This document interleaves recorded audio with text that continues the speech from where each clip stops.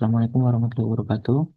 Saya Ilham Nur Rahman, NIM 2502001020278 akan presentasikan ujian akhir semester mata kuliah manajemen investasi. Tentu saja ke yang pertama,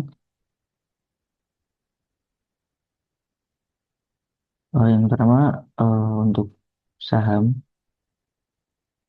Jadi diketahui dividen terakhir dari saham tersebut 2000, tingkat pertumbuhan dividennya 10%, tingkat pengembalian yang diinginkan 15%.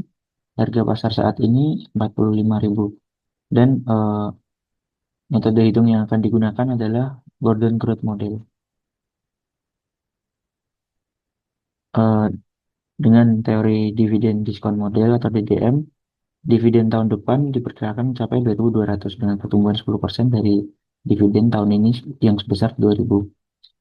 Eh, Kemudian dengan menggunakan rumus Gordon Growth Model, eh, didapat nilai intrinsik saham sebesar 44.000 dengan rumus mm, P0 sama dengan D1 per K min G.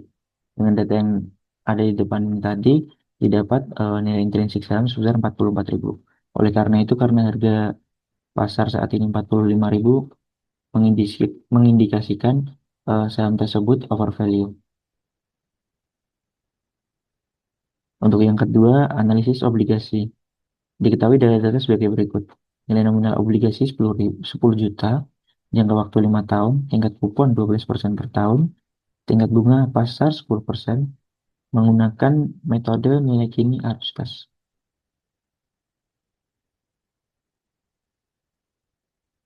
Ini perhitungan nilai kini kupon dalam 5 tahun yang didapat total harga wajar obligasi sebesar 10.758.160. Dikarenakan harga nominal saat ini obligasi 10 juta, maka dengan kupon tahunan obligasi sebesar 1.200.000 menunjukkan potensi pengembalian yang baik. Dengan harga wajar obligasi sebesar 10.758.160, obligasi ini berada pada kondisi premium.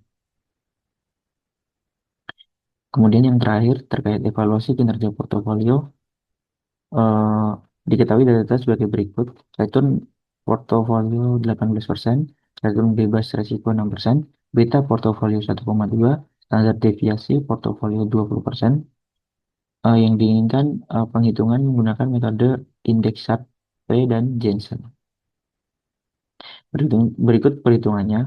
Eh, Menggunakan perhitungan indeks Sharpe, nilai Sharpe didapat sebesar 0,6, menunjukkan bahwa portofolio mampu memberikan excess return yang cukup baik untuk setiap satu unit risiko total yang ditanggung.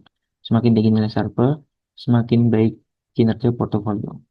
Kemudian yang kedua, penghitungan indeks Jensen.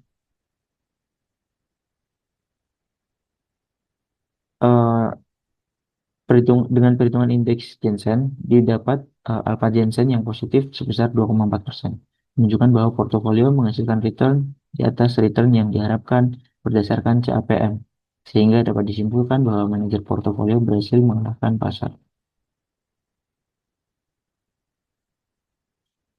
Ini seperti yang dijelaskan tadi, bahwa analisis indeks Sharpe dan Jensen, keduanya mendapatkan nilai yang positif, sehingga eh, dapat disimpulkan bahwa kinerja portofolio tersebut baik. Ini untuk kesimpulan ketiga eh, analisis soal tadi. Untuk saham kita dapatkan nilai overvalue, obligasi premium, dan kinerja portofolio yang baik. Sekian paparan dari saya. Terima kasih. Wassalamualaikum warahmatullahi wabarakatuh.